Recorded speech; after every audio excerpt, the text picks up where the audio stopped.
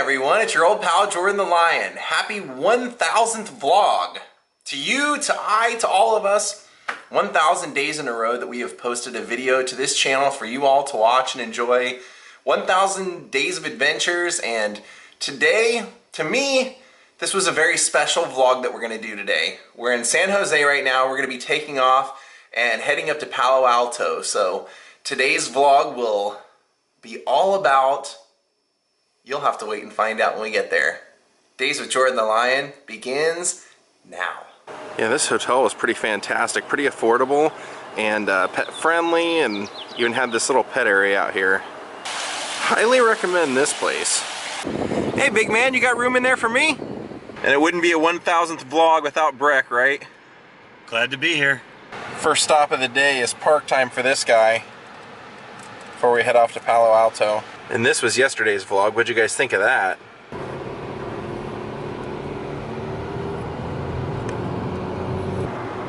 Hey Joster, 2 minutes till we get to the park. John's been a loyal co-host for 1000 days as well, so he deserves his time at the park. Is that a happy 5-year-old? Yep, even though we're in San Jose, we gotta find a dog park for John. We found one.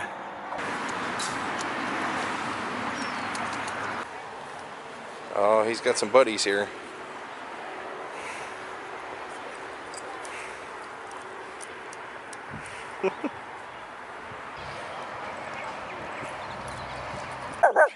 I know! Why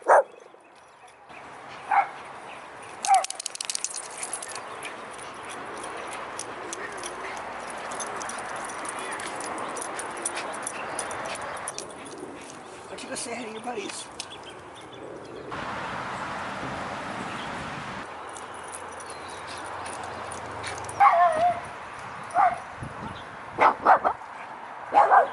So our next stop is going to be in Palo Alto at a furniture store, and I'm going to tell you what monumental event in music history happened on New Year's Eve of 1963 going into 1964. And there's a ton of dogs here.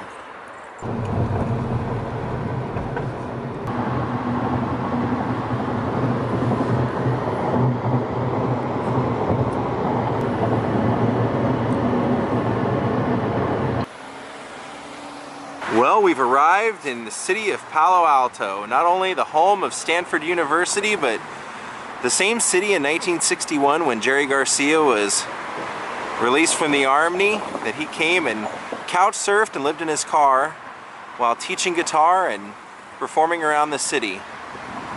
We're gonna head off now to a place that Jerry was teaching and met a man that would become a pretty big part of his life. We're gonna head over to what used to be Dana Morgan Music. And it's also Tree City, USA. Yeah, I would definitely say this looks like Tree City, USA to me. Beautiful.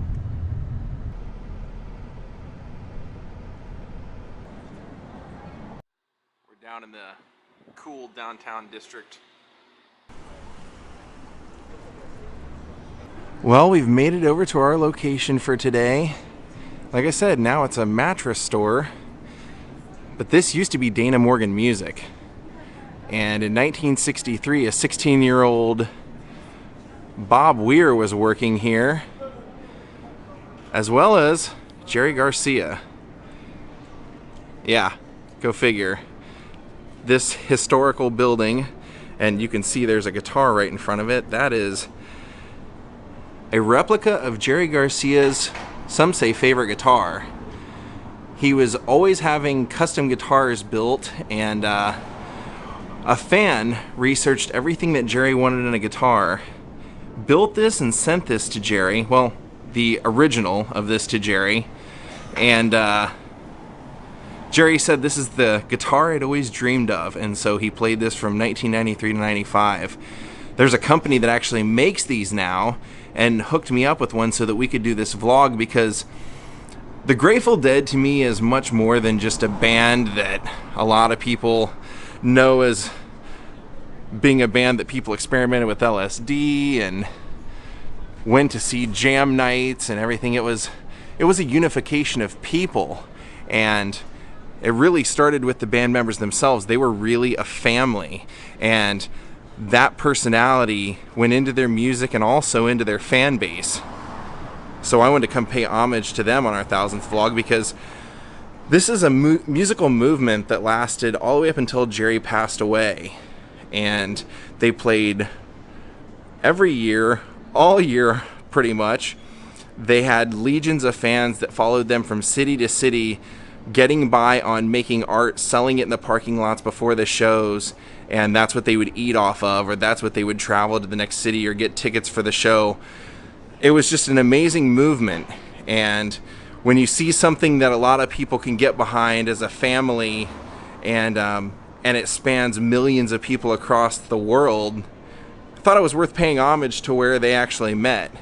Now, Bob Weir actually tells in his documentary the whole story, and basically it took place in the back of Dana Morgan Music on New Year's Eve of 1963. So we're going to go to that back alley and show you where Bob Weir tells the story of how the Grateful Dead kind of started, how they really formed. So let's go check it out.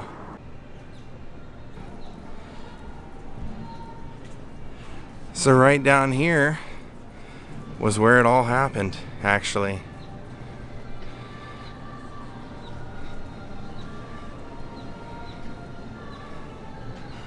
So as Bob said, he was walking down this corridor that night. Like I said, he worked here at Dana Morgan, and he knew Jerry because Jerry used to perform around town. And he said he had met Jerry a couple of times backstage, and he said Jerry was a highly revered musician, especially around high school kids.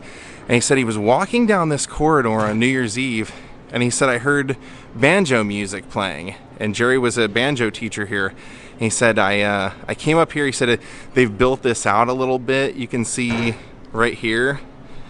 He said they built that out a little bit, but he said there used to be a doorway right there. And he said, I knocked on the door, and Jerry answered the door. And he said, totally oblivious to the fact that it was New Year's Eve, and that's why none of his students were here. And he was just hanging around, noodling on his banjo. So he said, I went in. We went to the front of the store, grabbed a couple of guitars, and we just hung out all night laughing and playing music together. And he said it really was the first or closest thing to a brotherhood I ever had. And it's something that lasted the entire span of Jerry Garcia's life.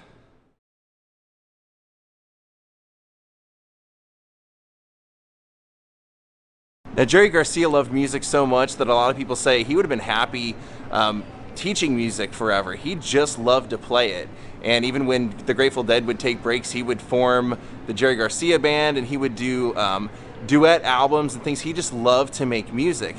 But Bob said when they played together, he said the Grateful Dead had this magic. All the members, he said it was just something that, he said it was telepathy, but it was beyond telepathy, because he said we could be on stage playing together and we could see out of each other's eyes and we could hear out of each other's ears. We were that in tune, and it never ended. There was never a moment where they thought of throwing band members out or anyone being unruly or anything like that. It was always, like I said, it was a true brotherhood that they were living through, and that's what kept the music so honest and pure. Being a band that could get away with playing songs differently night after night, and their fans look forward to that. They loved the idea of going to a Dead show and not knowing how long Jerry would solo or what different turn the music would take. And that was just the beauty in the band that I think so many people could get behind. And so I really wanted to talk to Breck on this, because Breck did not grow up a Grateful Dead fan. However, knowing me, you don't really have much of a choice but to at least hear them. And I made him go to the Dead & Company, so he got at least a taste of the culture, the fans before the show and everything. And so you probably, as an unbiased person, do you want to give your perspective as to what the Grateful Dead community is like as an outsider going your first time and what you experienced? Well, I knew what I was kind of getting into. You know, it wasn't a total culture shock, because I'd been to, other shows that have been kind of that same kind of mentality. So it was what I expected, and I kind of figured I would enjoy it, even though I didn't really know a lot of the music. What did you feel? Did you feel a community vibe there from all the fans? Definitely. Or did you ever have a moment where you felt like you were being looked at as an outsider? I mean... No, not really, not really. You know, it felt like a lot of like the early Lollapalooza tours they used to go on, where they'd have the big festivals outside. Yeah. And then it was just, you know, everyone was just having a good time. That's what it was all about for the Dead. It was a very, very fun time. So we're not done here. We're actually going to go somewhere else, but I want to tell why I brought this guitar. I brought this guitar because I was amazed that there's a company out there called Fred Instruments, P-H-R-E-D. Fred Instruments, who makes every version almost of Jerry's guitars that he played throughout his playing days, and they're affordable. And I found out about it a while ago, and I just, you know, the waiting list was so long, but when I decided I wanted to do this, the place that the Grateful Dead officially formed, I contacted him and said, is there any way that you would be interested in participating in this? And he said, absolutely, man. So he thought it was a great concept and a great idea that we took a piece of Jerry's history and what Jerry loved in his life, the music, and made it a part of this video.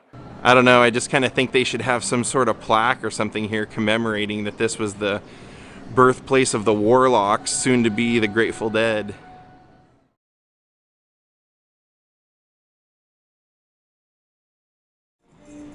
Let's take a look at this. They actually have a plaque here with like 100 years of the history, showing what it used to look like in Palo Alto in the early 30s. Jerry was here in the early 60s, so, oh, that's the 1880s.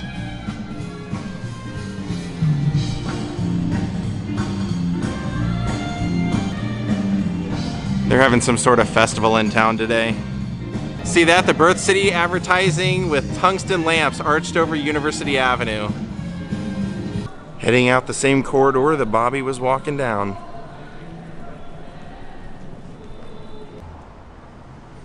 We were out driving around and we saw something. I said, we gotta pull over and put this on camera. It's like some psychedelic blue trees. You wanna see blue trees, Jaw? Yeah, take a look at all these. Isn't that crazy? They literally came out and painted the trees blue. I thought that was awesome.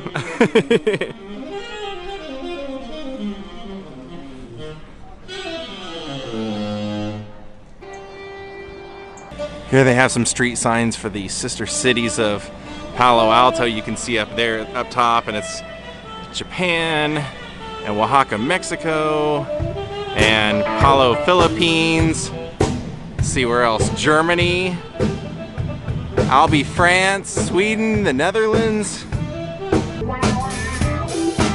Hey Breck, kind of funny to think of the Grateful Dead forming in the same area where Stanford University is, isn't it? Well, maybe. We decided to stop and have some lunch. We're gonna have a hero. Well, I'm gonna have a hero salad. I don't know what Brick's gonna have. Now, when Bob and Jerry started playing together, they originally started as a jug band and then quickly became a rock and roll band. And they pretty much cut their teeth playing dive bars and acid tests and strip clubs. And they said that the problem they were having with strip clubs is that the girls were complaining that they were playing the songs too long. Girls were used to 2.5-minute dances, and they were improvising and going on and on and on. So they said it didn't work out too well for them. Look how patient you are. And so, Breck, do you know why the band decided to change their name from the Warlocks to the Grateful Dead? Do you know what brought that on? No idea. Well, obviously it was because somebody already had the name. Phil Lesh was looking through 45s at a record store and found out there was already a band called the Warlocks, and since the Jerry and Bob and all those guys, they had just started, they were a local band, they said, well, this is probably a better time now than ever to change our name, so we're gonna go to the house where they changed their name. All right, there's my chicken salad, and Brooke got some sort of hero here.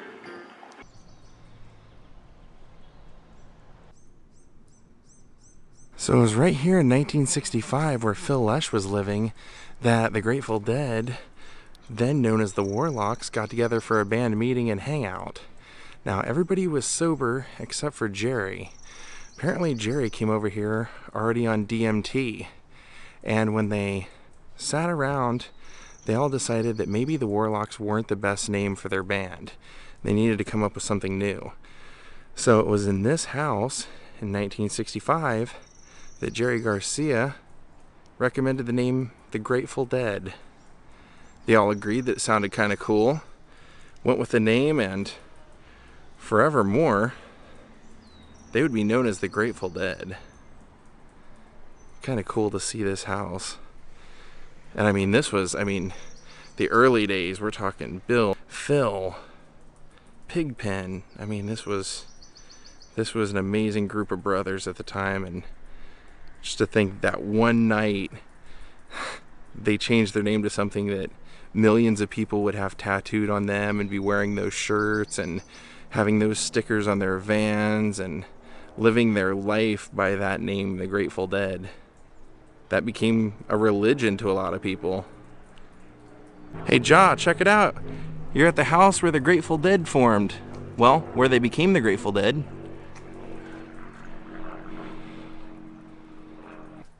Breck just made the funny observation. He's like, if you turn this tree upside down, it's a peace sign.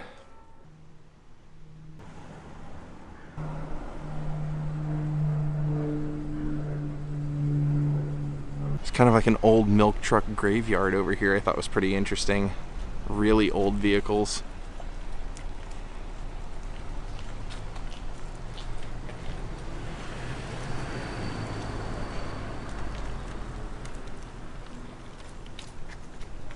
So we were just passing by and saw this property, and Breck was commenting on how a lot of the houses in this neighborhood he loved to decorate for Halloween. Then we saw this historical sign, so thought it was worth pointing out. It says John Adams Squire House, and basically the notable thing about it is that it says it was California's interpretation of the Greco-Roman classic revival movement in America.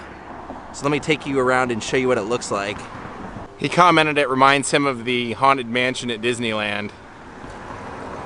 Pretty nice place. Had to show it since we were going by. We drove by this thing and we're like, what the heck is this? Looks like something the band would have came up with that night they were at that house. Kind of weird.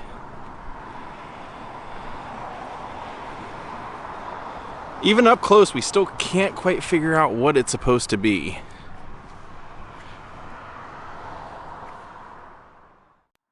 All right, Breck, well, that's it. That was 1,000 days of vlogging. You were around since the beginning. Did you ever think when we started that it would turn into 1,000 days? Not for a second. I mean, but I was surprised when you hit 100 subscribers. So, you know, that's you've done very, very well for the last almost 3 years now. Yeah, it's been a team effort, and part of the team is just sitting there taking a break. Yep.